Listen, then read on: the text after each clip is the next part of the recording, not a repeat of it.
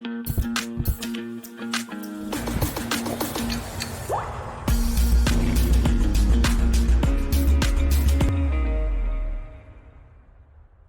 hello everybody, welcome to another episode of Chocolate Travels. I'm here with Maria from Kakoa, based in Mexico City. Hi Maria. Hello, Joseph. How are you? Good, how are you? Good, thank you. Happy to be here. Yeah. So we want to learn everything about Kakoa, about what you do. So let's start with learning about your childhood. So what was chocolate for you growing up in Mexico? What kind of chocolate did you eat and drink? And did you and your family ever make chocolate? Okay, so my mom loves chocolate. Um, she always has chocolate and she like have them like their her special treat. So I grew up eating and trying a lot of chocolate with her. Mm, Uh, we ate like all kind of chocolate, like nice truffles, and then also like the candy kind mm. chocolate. Right, right. Um, like for Christmas, we had chocolate. We made like yeah, for every Christmas we used to make this like chocolate recipe with like chocolate with nuts and I don't know Mm, like this like milk and different kind of things. mm. So I grew up like really close to chocolate, and I think like part of me that's why I started Kakoa, because like when I always tell this story, but when I was a little kid, I remember saying like when I grew up I want to have my own chocolate factory. Okay. um One of my best friends has always says like I wanted to be an astronaut. And I remember me saying like I want to have my own chocolate factory, because I loved like Mm, since the beginning I loved uh, chocolate and cooking with chocolate and yeah, okay. all chocolates, yeah. And when you and your family were making chocolate, did you make it ever from the cocoa bean? Did you do it like that? No, we used to buy like already made chocolate, Hmm, hmm. like couverture for example, and then we cooked with that. Okay. um in Mexico is a growing cacao country, sorry. But in Mexico City, it's not that easy to find it. Right. Um, so yes, we used to buy already made chocolate. So even in the markets in Mexico City, you don't see a lot of cocoa beans for sale? Oh, okay. No, Hmm, hmm. no, it's not common at all. Like I before I started Kakoa, I've never, I think I've never seen cacao beans before. Hmm, Uh, not not dry cacao, or and like no way that I've never tried like raw cacao, like the hmm, pulp that is super fruity and is hmm. delicious. Wow. I tried it in Chiapas. Hmm, I hmm. went around 4 years ago um, to meet with the farmers. I work at Kakoa, and then I tried the cacao, like the raw cacao, like the pulp The that that fruit. that Yeah. is around the cacao bean. I Yeah. tried it there, but in Mexico City it's not as common. I think like Hmm, in Mexico, cacao grows in Chiapas and Tabasco hmm, mainly. hmm. Well, not yeah, like basically there in that Right. is in Southeast Mexico, and there is super common because it grows everywhere. But you cannot like I've never seen cacao in Mexico City Hmm. ever. Yeah. Yeah, well, that's interesting because you hear sometimes about people who grow up in Ecuador or Brazil, but if they live in the main city, they don't know anything much about the cacao. You have to live on the outskirts. So it's interesting. Yeah. Yeah. Yeah. So today, how important then, thinking more Mexico City, how important is cacao and chocolate in Mexican culture? Um, so it seems like it depends sort of where you live, how Yeah. important that is. What would you say about it?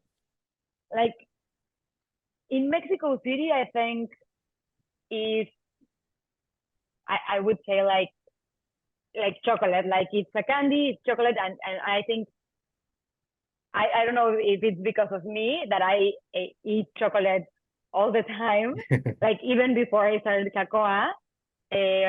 But I think it's like a candy, dessert, uh, chocolate cake, chocolate ice cream, and you can find chocolate everywhere, like a lot of chocolates everywhere. Um, I think where it has like more cacao culture, I would say Southeast Mexico, like Chiapas, Tabasco, and Oaxaca is also very big for like there is more chocolate culture.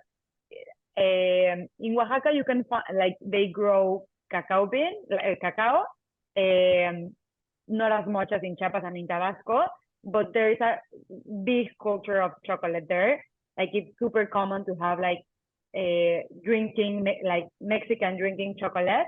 I don't know if you've tried it, but it's like grainy, Right. like yeah, grainy with a lot of spices, cinnamon, a lot of sugar, and you can feel it. And normally they use this as in drinking, and it is very common in all in like the whole country. This drinking chocolate is very common as well. But for example, in Chiapas and Tabasco, you can find a lot of cacao drinking. Yeah, like it's super common pozol, champurrado in those parts, but not Right. in Mexico City. It's more like like the candy style chocolate or chocolate bars, but not much more to the cacao special Right. chocolate. But growing up in the city, do people know in the city? Because looking from the outside, people who understand Mexican history and cacao history, it's very important to the history. So if you're in school, I'm sure you learned about how important cacao was to different cultures in Mexico. So do people in the city, do they know that cacao is grown a lot in Mexico? Do they know that Mexico makes a lot of its own chocolate? Or are they more concerned with chocolate from Europe or America, things like that? Yeah, I think when you learn about the Olmecs and the Mayans and these like cultures, you learn about it because it was like super common for like cacao there. It was the first time they eat it. They eat it like as a drink, and then they use it as a currency. So it was big. So I think when you learn about this in school, you learn about it. But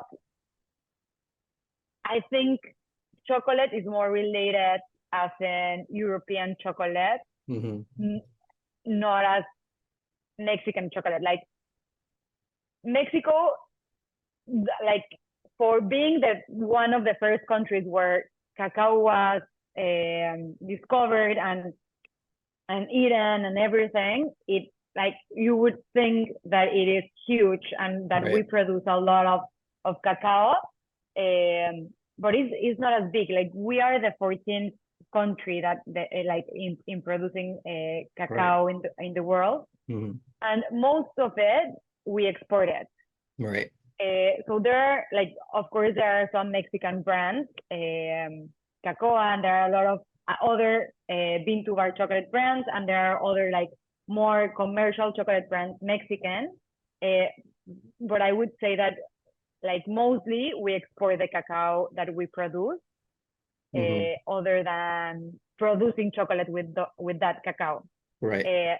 So I think European chocolate is more, how would you say, like more recognized as in chocolate, I would say in Mexico. Not, yeah, I don't know if recognized is the word, but like, yeah, known for. Right. I Yeah. wonder if it's more generational. Maybe your generation is more separated. I don't know if maybe your parents or your grandparents' generation, maybe they did make their own chocolate with cacao beans in Mexico City or something like that. What do you think? Probably it was like it has been like generation by generation is being like I I don't know how to say, like it's like they're losing it. Right. Right. But I don't think it was a big thing in Mexico City, Mm. even for my Okay. grandparents, for example. Yeah. Like probably in Chiapas and Tabasco, Hmm. they used to do it more, but they still do it right now. Right. Probably it was bigger, like some generations ago. Right. Um, but I don't know Mexico City. Yeah. I'll ask my grandma, but I don't think so. I don't know. Yeah. That's interesting. Interesting. Yeah. When did you decide to start making your chocolate? How did that come about? So you love chocolate growing up, but you use couverture, things like that. Where did this idea to make your own bean to bar come from? Okay, so like I wanted to have my when I was a kid, I wanted to have my chocolate factory, and then I grew up, I started business, and then I was working at marketing, and then like in around 2017, I think I discovered the bean to bar world, that it was like popping Mm, up and growing in the US, mm. and I was like, this is interesting. How I did could, you discover what was happening in the States? You just saw online or what? yeah, I think online, like in some videos in YouTube, and Mm, then mm, I discovered the chocolate alchemy.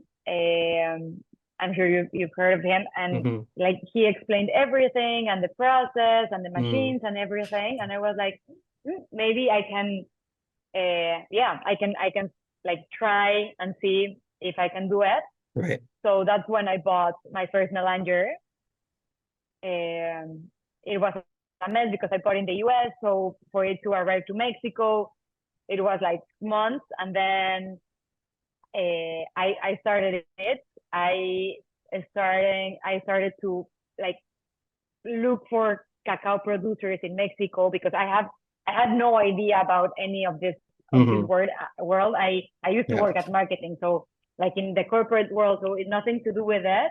Right. And then I discovered, like, well, I found, no, not discovered, but I found some cacao producers, and I started making my own chocolate, which at the beginning was terrible. um but then, yeah, try and error, and yeah. Okay. Okay. How did you know, where to find good cacao? How did that journey start? Which is the first cacao you used, and how did you seek out better cacao? Yeah, I'm not sure. I don't remember exactly how I found the first cacao producer that sold me cacao beans. What I do remember is that I like, after reading a lot and doing a lot of research, I learned that I needed fermented cacao beans for making bean to bar chocolate. Right, because in Mexico, So I not all of it is fermented, right? exactly, not all of it is fermented. Like there's fermented beans, and also it's very common the washed cacao. Right. But what happened with washed cacao is that they like literally, like the bean, is covered with this white pulp that is like lychee taste, like very good. And when they wash it, what they do is they wash all this pulp. But this pulp is the one that has all the flavors and aromas. Mm. So the cacao is like very like plain flavor. Mm.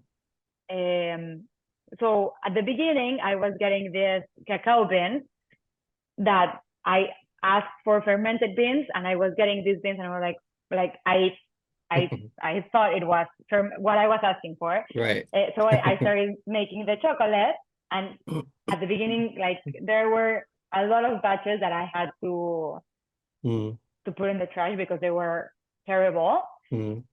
And then I met one of the farmers with which I work right now, Chema from Finca La Rioja in Chiapas. And he sent me some beans that looked different, that were like very acidic. I remember roasting it, and that it was like acidic, and the flavor was like super intense. And I was Mm. like, this is very weird. And then I learned those were fermented beans, and the Mm. ones from before were washed.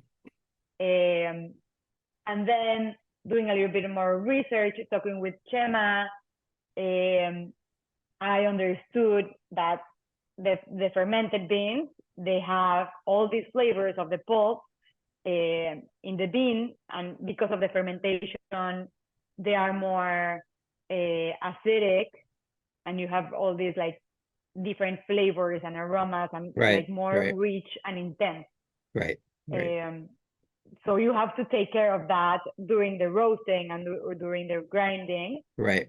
That so it has all the flavor, but it has a lot of acidity because of the fermentation. So you have to find a way to get rid of the acidity and keep the flavor. Right. Exactly. Yeah. Exactly. Keep the flavor. That is the interesting part of the cacao. That's what we're trying to do at Kakoa. Like, take the flavor without so much acidity. So yes, after a lot of research, talking with Chema and a lot of trying and error, I learned how to roast it like in a low temperature to maintain those flavors and not over roasting it or under roasting it, because if you over roast, you burn all those flavors, and you burn them and you don't have them anymore. And if you under roast, it can be very acidic and it can be very like green flavor, like plant flavor. Right. So you don't want that either. Okay. So yes, and after that, so you found him, and then you found other farmers as well. Exactly. Yeah. Yeah. Okay. Yeah. And how did you locate them? Just like word of mouth? You talk to people, or you knock on people's doors and say, "Hey, let me try your cacao"? Yeah. No, it was a little bit word of mouth, recommendation. I tried several different cacaos, and then interesting because I have some of your bars here, which Yay. is amazing. And it's interesting because they all say Chiapas, right? Different. This is from Chiapas. But it's amazing because people always talk about sourcing cacao. A lot of makers source cacao from different countries because they want it to taste very different. But then there's some makers, like Cantu, they only use Peru. And there's so much interesting flavor. And you're using only Mexican, not only Mexican, but mostly just Chiapas. And even so, in that region, all the bars have a unique flavor, So it's amazing how even within a small region, you can have so much variety of cacao and flavor. Yeah, it's incredible how you can, even within the same plantation, if you have two different cacao types, they will taste completely different. And then if you have the same cacao type in one plantation in Chiapas, and then you go like 1 hour in car away to another plantation, even though they are the same cacao types, they will taste completely different. For example, the one from Tusantan, the green one, that one grows really nice in the mountain. Yes, that one. The cacao grows in a mountain. So you have cacao trees in different altitudes. And this like gives like a specific characteristics to the cacao that farmer has. And it like the flavor is like completely different to, for example, the one in Cacahuatan. That one, the red one.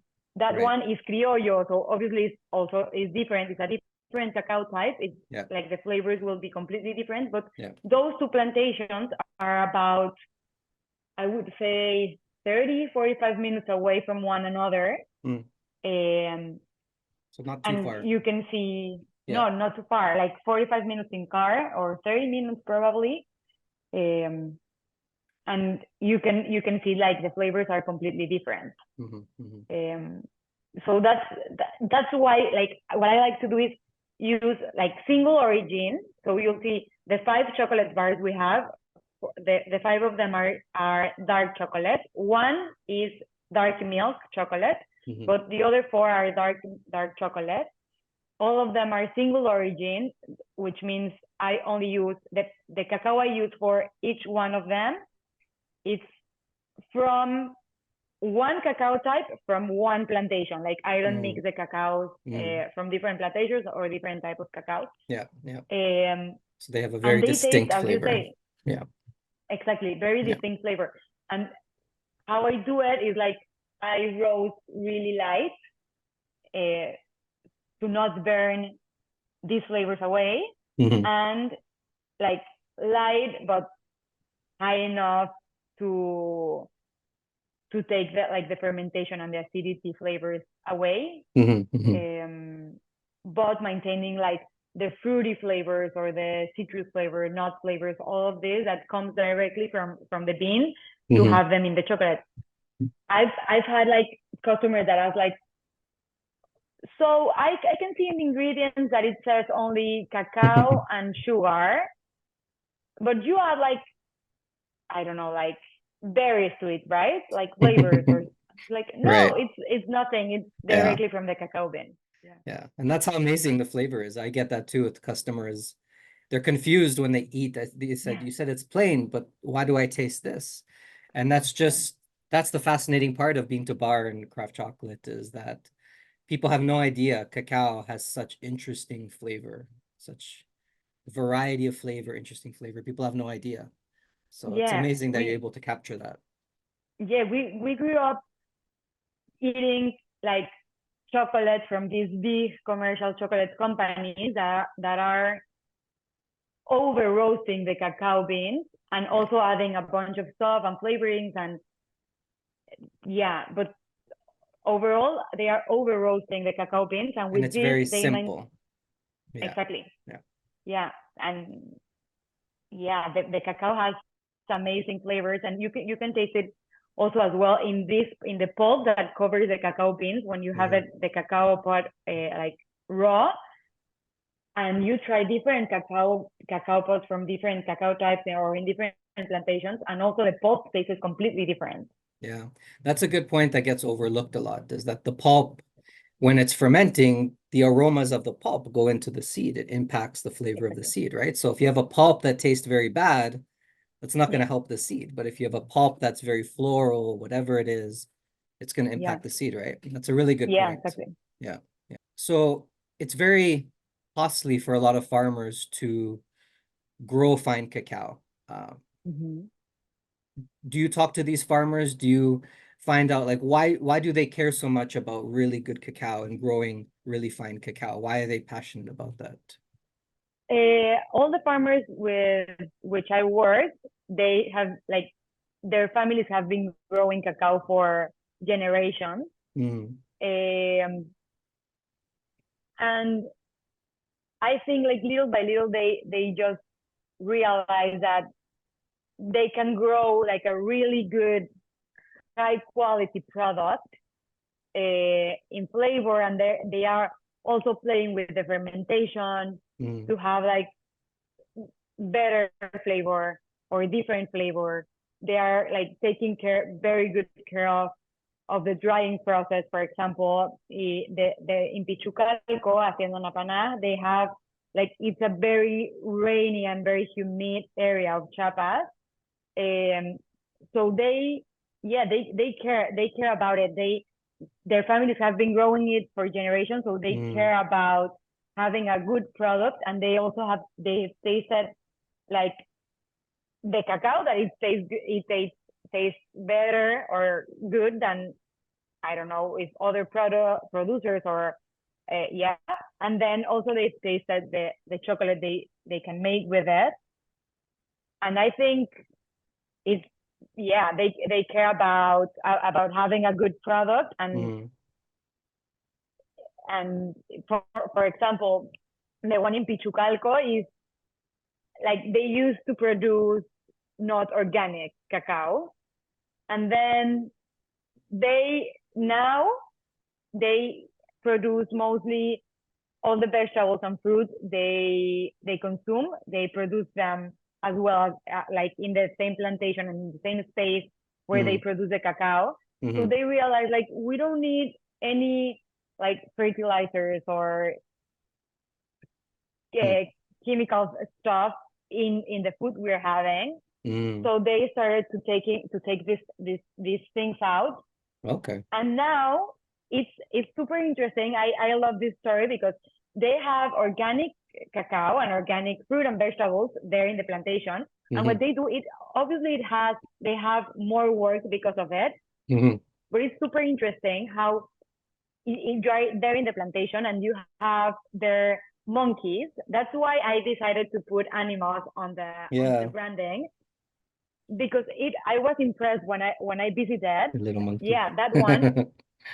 You can see the monkeys on the trees, and what they were telling me is that, for example, you have these monkeys there, and then if you start having like a lot of ants, for example, these monkeys will, like, it's a perfect ecosystem. So these monkeys will eat the ants, and then if there are a lot of, I don't know, birds, they won't be that many that will eat all your cacao because of the monkeys and because of Mm. the I don't know how to say this animal in English. The orange one is not a puma. It's I don't know how to say it in Okay, English. I'm not But sure. then this animal This that one? is kind, yeah, I don't know in English the name, but Okay. this animal will uh, eat the bird, and Right, then right. So like everything it's is in check. Everything is in check naturally, right? exactly. Yeah, that's amazing. Exactly. So, Yeah. and they have to take care of it, because if, for example, if there are like the trees are getting very big, and then the leaves are touching, so the ants can walk from one tree to another, Mm, mm, blah blah blah, and then the birds cannot eat the ants from the ground, for example, or stuff like that. So mm. they go and they cut the leaves of the trees, so the ants have to come down the tree, Ah, walk in the okay. ground, Interesting. and then the monkey will eat it. So Wow. it's super interesting, and it's a very, like, I don't know, like, for me it's a perfect ecosystem that everything works Right, perfectly, right. like in balance, and then you can grow organic Right. cacao, and And yeah, you vegetables don't and need fruits. anything Yeah. from outside. Yeah. That's amazing. That's really good. That's why it's important for chocolate makers like you and others to do what you do, because you're supporting these farmers who are also doing a great job with what they're doing, Yeah. But just like the ecosystem of all the animals there, you need an ecosystem in the bean to bar world of people who feed off one another. Yeah. So no, Yeah. that's a really nice story. Yeah. Super. I love it. So you mentioned on your website the three pillars of Kakoa. So what are the three pillars of Kakoa? Okay. So they are highlighting the natural flavors of the cacao beans in our chocolate, praise cacao farmers and their work, just because of what you were saying. And the third one is using only natural ingredients in our chocolate. Hmm. Um, So what does that so mean? What would you not add to your so we don't add any additives or flavorings Hmm. or conservatives. We, like, as I said, it's only cacao and sugar or Right. milk. Yeah. Yeah, only And I natural think flavors. you don't even add cocoa butter, right? No, Right. oh, only for the one with milk. Right. You have I to. add cocoa butter. Yeah, Yeah. you have to, because if not, it gets like Too thick. super thick. Yeah. Yeah. And why But do you choose not to add cocoa butter to the dark chocolates? so, like, it depends on the cacao, but normally the amount of cacao butter the cacao I use has, it's enough Hmm. uh, for the texture, Hmm. and it's enough for the melanger to run nicely and to have the chocolate nicely Okay. done. Yeah. So you So just that's don't need why, it, so you don't add it. exactly. Yeah. And for example, for the one with milk, I add cocoa butter, I add the cocoa butter from the cacao I use. Really? Oh, okay. Yeah. So that's also nice, because you have like the same flavors you have from the cacao, you have it in the cocoa butter. Mm. So you are not adding anything that um I Interrupts or interferes. yeah, and Yeah. that I I want to say, Changes. yeah, like changes, and like yeah, that brings the flavor down, for example, Hmm, hmm, or that hmm. yeah.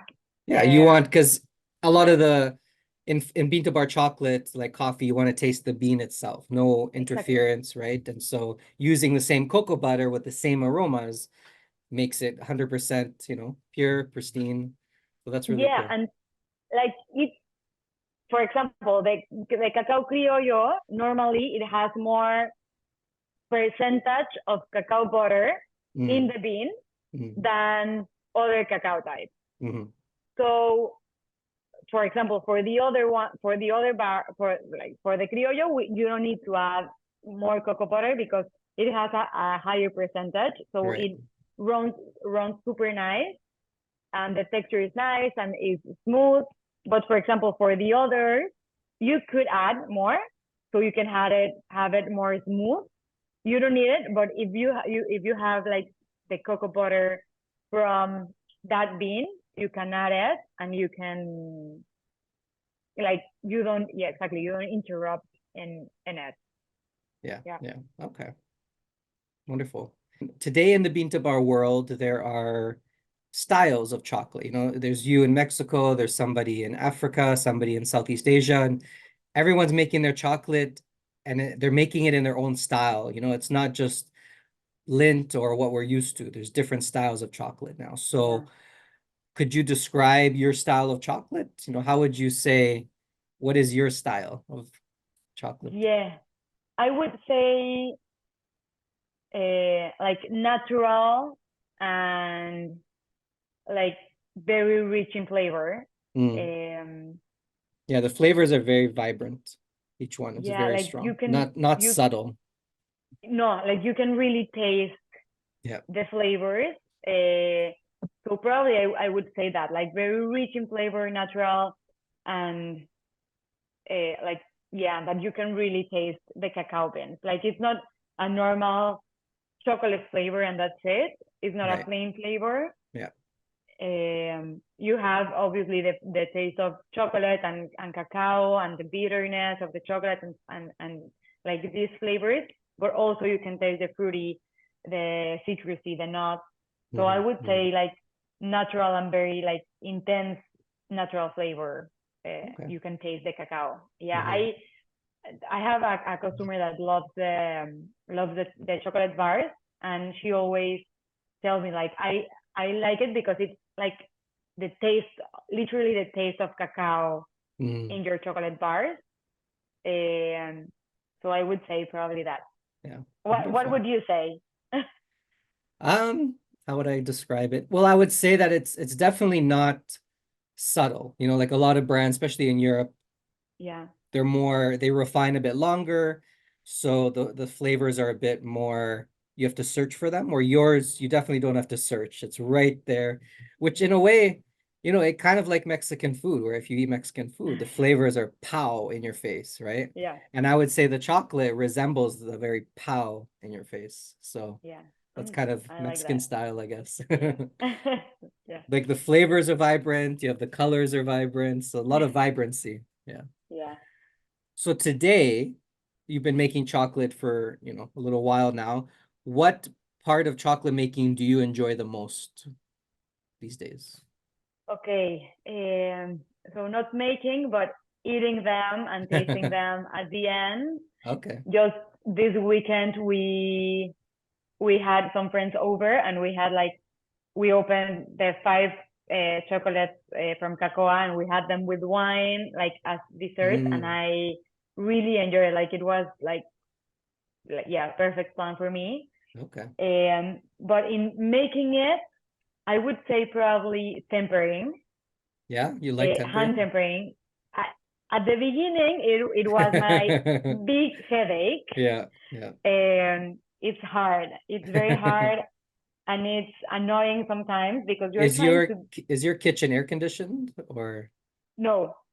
so that's even No, yeah, yeah. no, and also, like, when I started it I started in my house. It wasn't air conditioned, and it was like, Mexico is not as warm, so it was okay, and the kitchen in my house was, like, very, like, yeah, the temperature was Okay. okay, like, low, okay, but not air conditioned. And at the beginning, like, having the temperatures like correctly is hard enough. And it's like it's very like you have to have it like in the perfect timing, because Right. if you go and mix it for 30 seconds more, probably it's too low. So it was hard to measure that.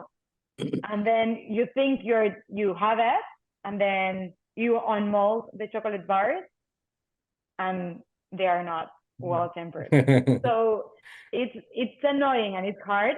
Yeah. But now I think, now that I know how to do it better, and then I have, yeah, like all this practice, I enjoy it because it's like hands-on, 100% doing like contact with the chocolate. So I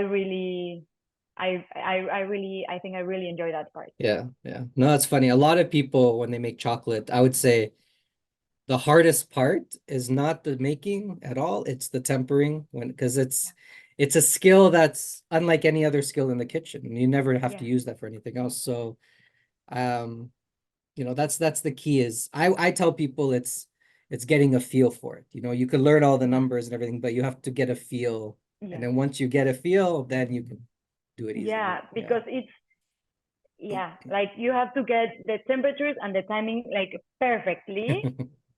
So yeah, you get the feeling okay, I've been mixing for Yeah. long enough now, You or start to it's know what to look for, the exactly, it's consistency. Yeah. thickening, or yeah. Yeah. Yeah, 100%. It's good to hear that you like it now. Yeah, I enjoy it. Like I do it like more relaxed. Yeah, I yeah. recently started going to pottery classes, Oh, okay, okay. and Yeah, I could see yeah, similarities. like actually I've only been to one class, but the first I was like, oh my god, this is so hard. Like I was super tense. My hands hurt for like 3 days after Oh it. yeah.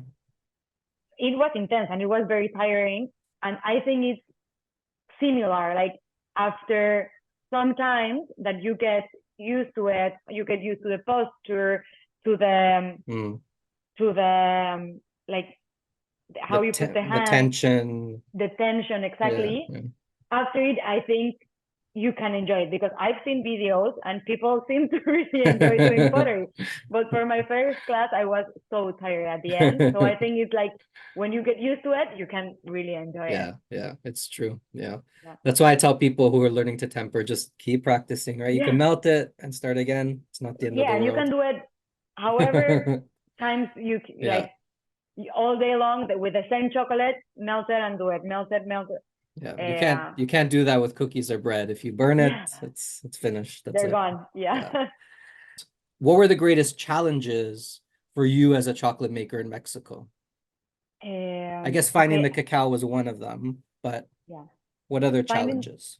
finding the cacao, and I would say educating the consumer, um, for the consumer to understand why the chocolate tastes different, why it doesn't taste like Lindt, or like like the normal chocolate they know, the Right. flavor, and also like why these, as you said, like these are all dark chocolate, all from Chiapas, but they taste completely different. So I think probably that, and like it was a challenge, but I think it's still a big challenge for me, and I would say probably for all the bean to bar industry. I Right. think I'm Yeah. not sure what other chocolate makers think, Yeah. but I No, it think, is. yeah, because it's people people is not used to these flavors.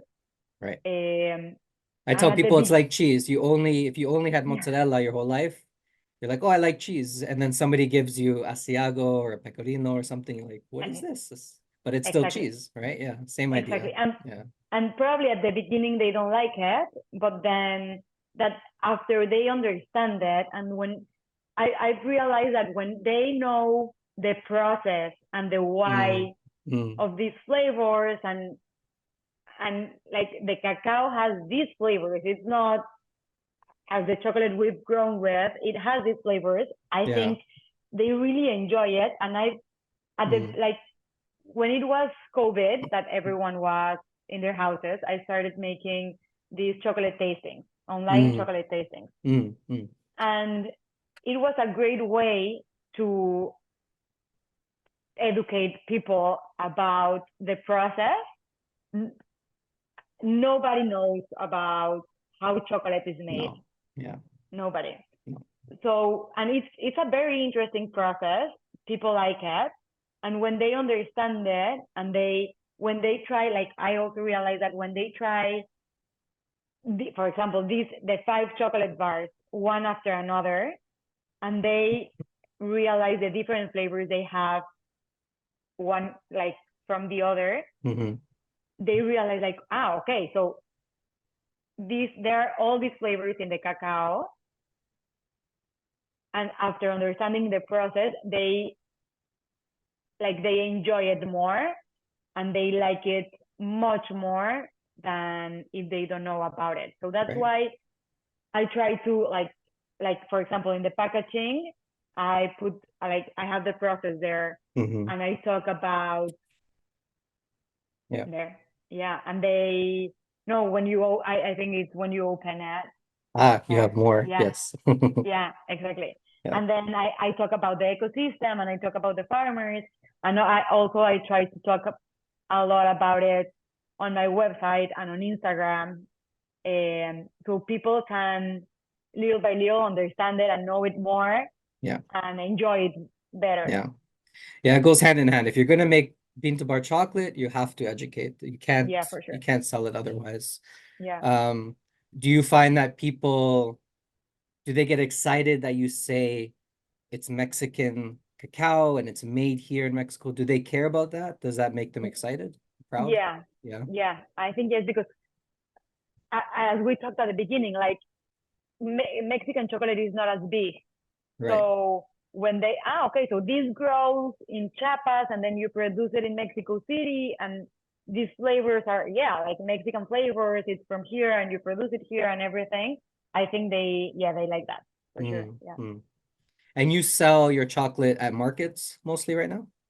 No, mostly I sell it like online and in local stores. Not supermarkets yet, but like in local stores, local cafes around. Is that a bit harder because you're not there to talk to the customer, right? So what I do is when I sell in stores or in cafes, I talk with the people that are selling, and the people that is like they're in the store.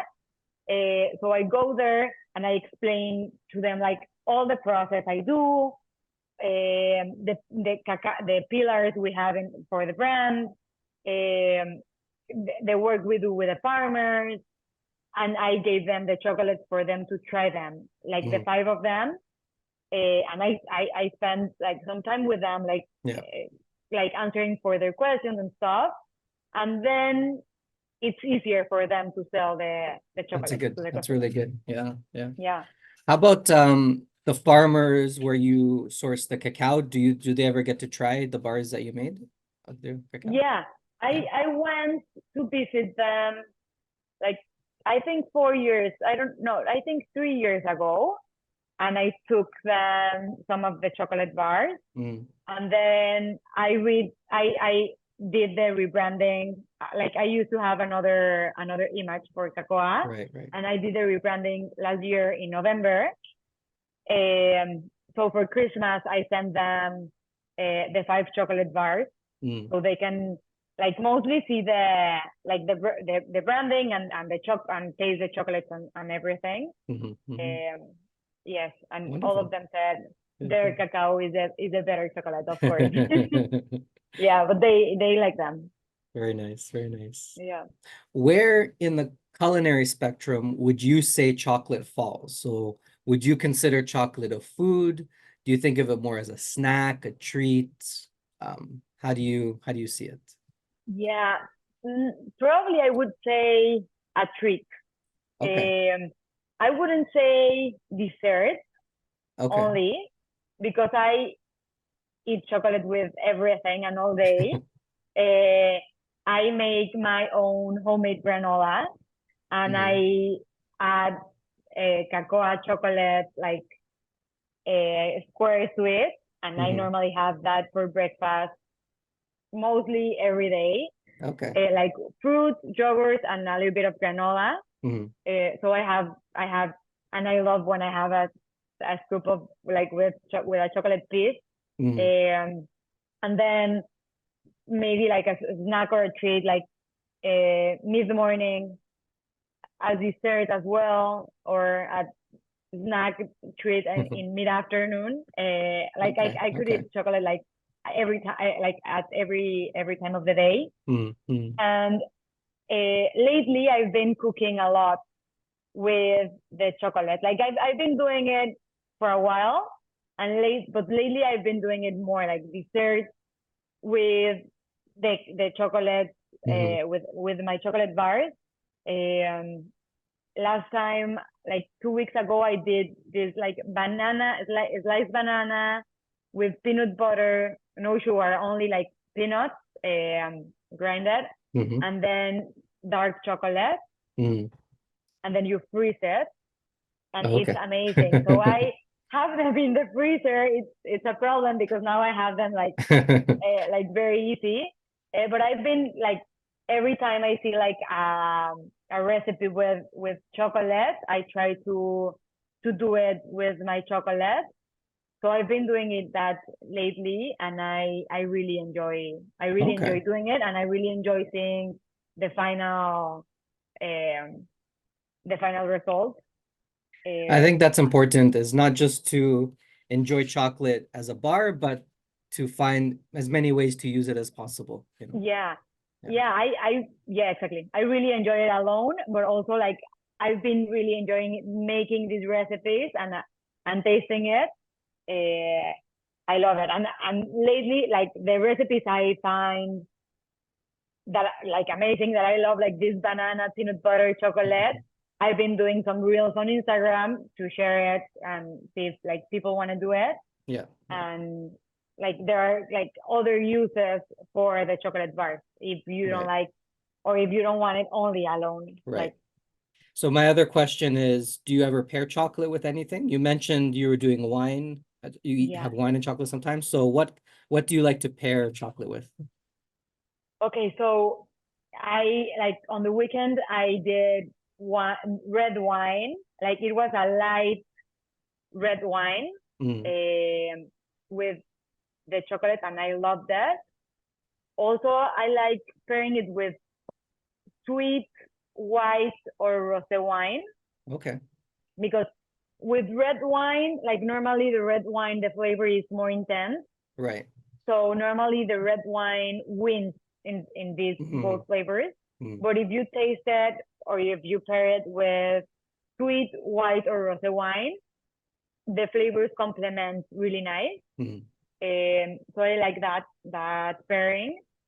And also I like having like a cheese board with cheeses, of course, crackers, some nuts, Yeah. some like peach, or yeah, like some fruit, like dried fruit, like some figs, for example, and like some pieces of chocolate. I like that kind of like mixture, about like having a little bit of cheese with a fig and a little piece of chocolate.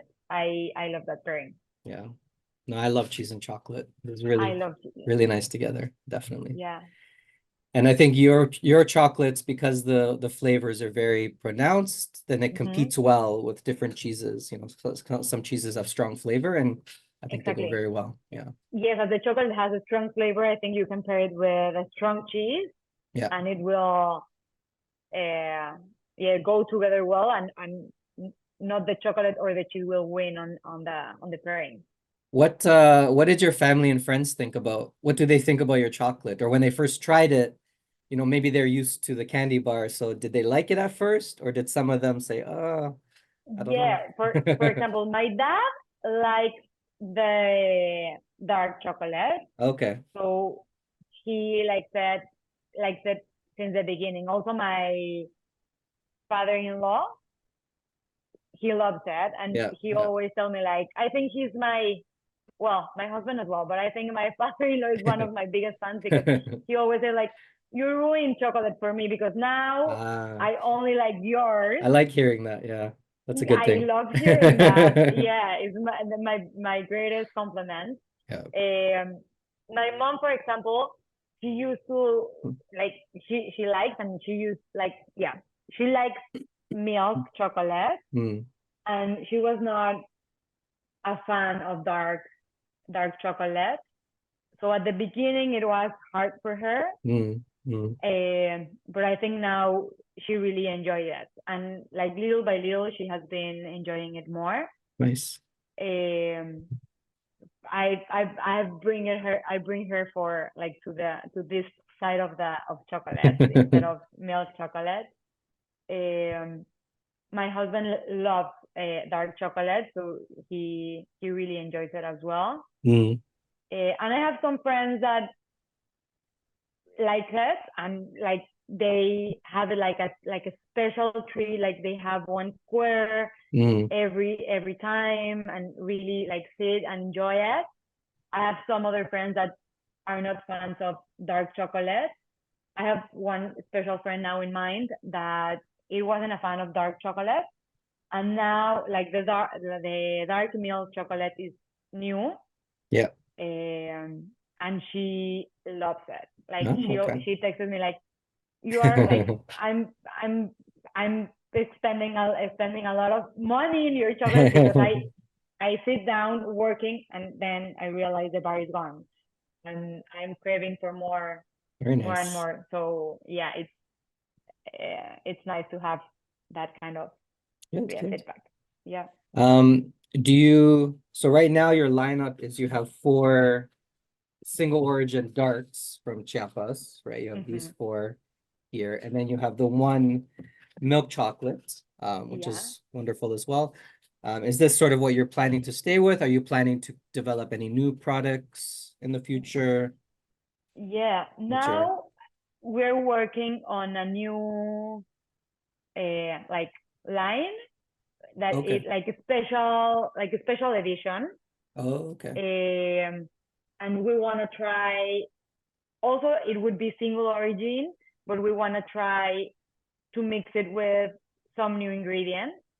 So it won't be only cacao and sugar. We wanna we don't have it yet, so I don't want to say, but I because I don't have the final product. Right. But I want to explore.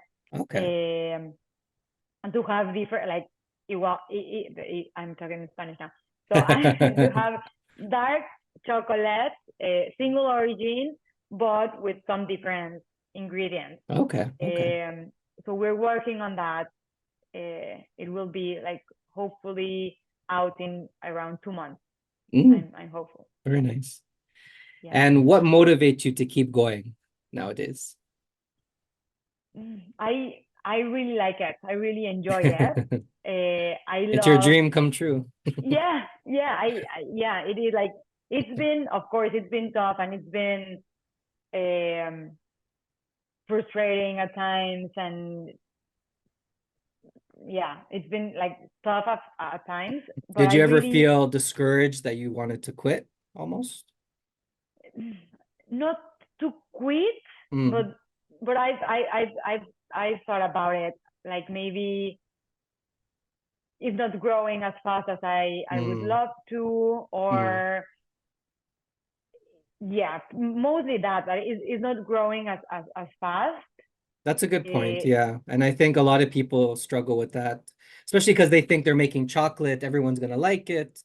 But, if you're making good, high quality chocolate, some people aren't going to like it. So, sticking to it, persistence, keep going. That's important. Right? Yeah. And also like that part and like the selling part, finding like new places where to sell and stuff.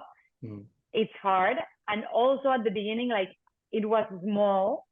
Like the production, the capacity production I had, it was pretty small. So it was hard to find like when I can when to grow without like investing more than I will be selling Right.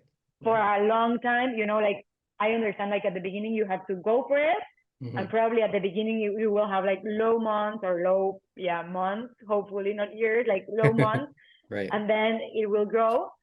But it's like it's hard to find that sweet point of I need to grow the production because like yeah, you I want to find will new be buyers, you have to grow it, but what if you grow it and then the buyers, you don't have any buyers, then what, right? exactly. So yeah. So that it's been like tricky and tough and frustrating. But I really enjoy it. I worked on the rebranding last year, like mostly like for more than 6 months, and it was like so tiring. Like I just wanted to see the final packaging and everything. yeah. But when I saw it, it was so worth it. Yeah, no, it's beautiful. Very cute with you. the animals, very clean and elegant. It's very nice. Yeah, thank you so much. It was hard. So I really enjoy doing it, and I really like the product I have. So I forgot the question, but that's my What motivation. motivates you? Yeah. That I really enjoy it. I enjoy doing it and eating my chocolate. I really like it. So and having like this good feedback, you don't always have good feedback.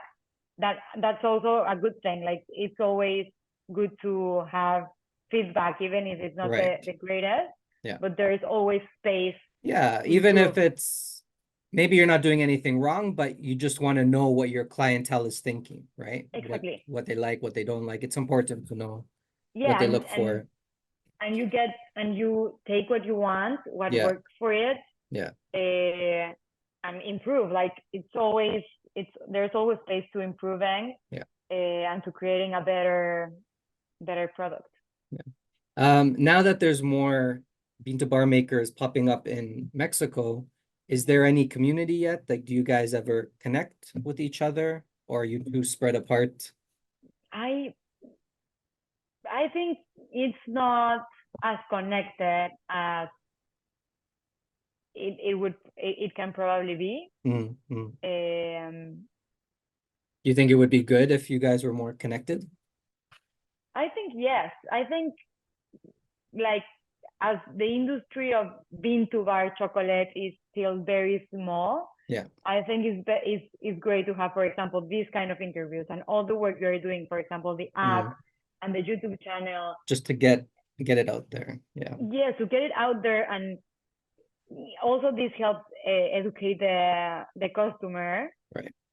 And as it is not as big, I think like if we as chocolate producers, chocolate makers connect and help each other, I think definitely it can help grow it it. Seems like there's a lot of potential there in Mexico, so it would be nice to see more happening with the bean to bar world there. Yeah, especially because most of the world, when they think of chocolate, they think of Mexico anyway. You already have that, so yeah, that's wonderful. So it's a good starting point. Yeah. Excellent. And so what is the best way for people to connect with Kakoa? How can they enjoy your chocolate? Where do you sell in Mexico? Okay, so probably to connect on Instagram. My Instagram, it's kakoa.bean2bar. So probably Instagram, the website, that is kakoa.com.mx. And there are also some local stores in Mexico City, and also we have the chocolate bars in a store in Guadalajara, in Los Cabos, and in Valle de Bravo. So I can send them to you, so we can put it like on the description or something of the video. Sure. But I think the easiest way it would be Instagram or the website. Yeah, wonderful. Yeah. Excellent. Well, thank you very much, Maria. It's a pleasure to speak to you, to learn about what you're doing.